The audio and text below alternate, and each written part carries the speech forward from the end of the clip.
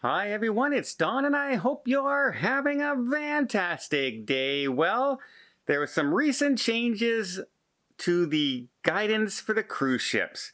And boy, does it have a lot of people excited saying, is this the turn? Is this the CDC now saying, we're changing our minds, we're getting ready to open up, we're listening to you, and here we go?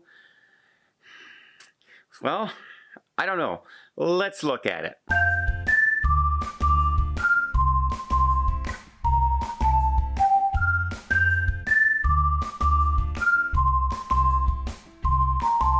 So, what the big talk that everyone's talking about right now is, in that framework, if you remember, they mentioned that the gangway to get on and off the ship could not be used more than 12 hours apart. So passengers leaving the ship and passengers getting on the ship could not mingle within a 12-hour period. They could not use the same gangway for some reason. Now, in a large cruise port like Miami, they have quite a few double gangways, so they could easily do it anyway.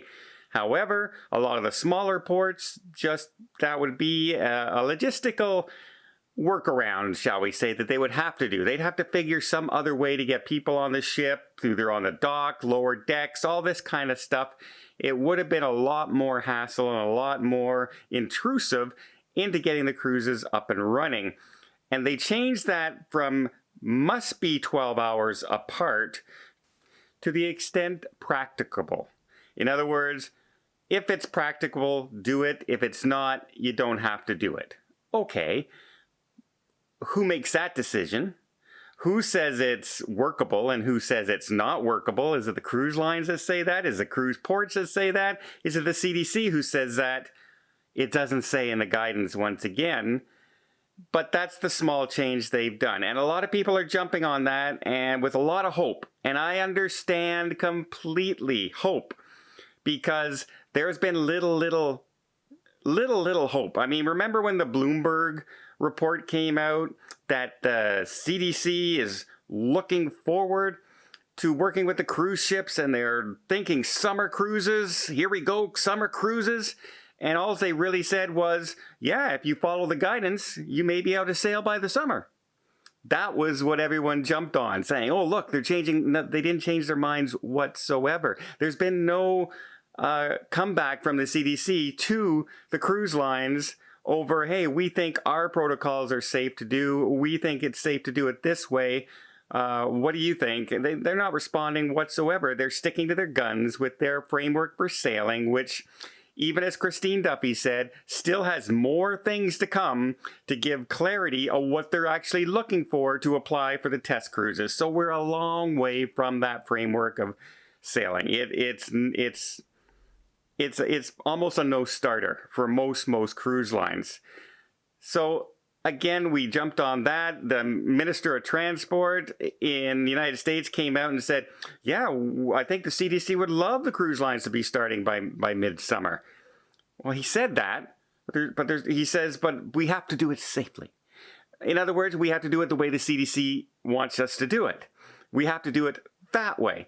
So we're jumping on the littlest thing, the littlest bit of hope that cruises will be starting, and cruises can start by summer. That way, by the end of the year, maybe cruising is, going again, almost full-blown, if not full-blown. But again, this change to the CDC guidance, that 12-hour period, is so minuscule compared to all the other things that they've put in. And people are saying, but look, it's a sign that they're listening. It's a sign that they're changing. I don't think so. To be all honest, I think they are now under pressure from the travel associations, different governors getting ready to be various lawsuits, maybe Alaska now, definitely Florida. We have bipartisan people saying, hey, why isn't cruising going? There's a lot of jobs involved. What's happening? We have the entire cruise industry questioning their decisions right now, and it's in the media. And even the media is questioning the CDC's decisions right now. And I think they're preparing for their defense. And by changing that, nobody can now go into the lawsuit and break down their restrictions and everything and say, well, wait a minute. You say in your guidance, here's an example of your guidance being unfair to the cruise ships compared to other travel industry. You say that the gangway onto an airplane onto a ship can't be used for 12 hours. In the meantime, you're allowing the same gangway and the same ramp for airlines to be used over and over and over again on an hourly basis, basically. Sometimes 12, 13 times a day. Off and on passengers, but you don't put those restrictions on the airlines, but you're putting those restrictions on the cruise lines. And I think that's why they took that off. I think that's why they reworded it, because they realized, wait a minute, that thing we put in place is one of the stupidest things we put in place. And it's easily contradictable. It's easy to prove that we are wrong. So let's take it out. Let's not even announce we're going to do it. Let's just take that off. Because now they cannot say, well, look, tell us the difference. Because now they don't have to. Now they don't have to tell you the difference. In a court of law, in a lawsuit, in the court of public opinion. That's now off the table. Well, we would like you to do it that way, but if you can't, you can't. That's as simple as, just like the airlines, they can't do it, so we don't want you to do it. You don't have to do it neither. So that's we're being very fair and very reasonable, you see. No, they're covering their butts. That's what they're doing. That's exactly what they're doing in that change. Does it bode well for the future? Maybe. Maybe there's enough pressure on them now if they're going and changing some of the wording already because they realize how dumb they sound in their framework for sailing and how restrictive compared to everything else is out there. Maybe, just maybe, you'll see some movement. I don't think so. I honestly don't think. This means nothing. The Bloomberg report, nothing.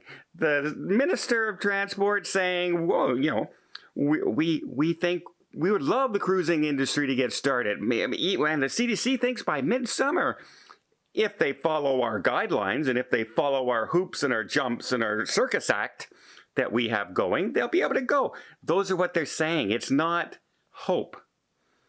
Unfortunately, it's not a clear sign that they're changing their minds, lightening their stands in any way at all. And I think before you see anything else, you're going to start seeing Carnival now moving their ships out and more ships moving away for the entire summer out of the United States. And it's not just going to be, June, July. It's going to be June, July, August, and well into September. Because they're not seeing the cooperation that they see everywhere else in the world with the health officials and the government body. They're not seeing that in Canada and the United States. They're seeing nothing but a solid roadblock and people who have said something and are sticking to their guns, whether they can prove they're right or not. So I know we want hope. I really do. I want hope. I want some sign that things are changing, that things are going right. But I really don't think this has anything to do with that. I think this is the CDC covering their butt for something they put in the framework that can be easily disputed in court that they can't answer correctly. There's no logical difference between the two. And there's no way that they can possibly prove that that is better from one gangway to another gangway, from airlines to cruise ships. And that's why it's been removed. Well, sorry to bring you that news. Sorry to bring you down on this Tuesday, but people ask me exactly how I feel that change is, and that's what I think. So I hope you appreciate this update, good or bad. And if you did, please give it a thumbs up. You want to see more tips, more tricks, more travel vlogs from around the world? Hit that subscribe button. Until next time, have yourself a safe and a great vacation.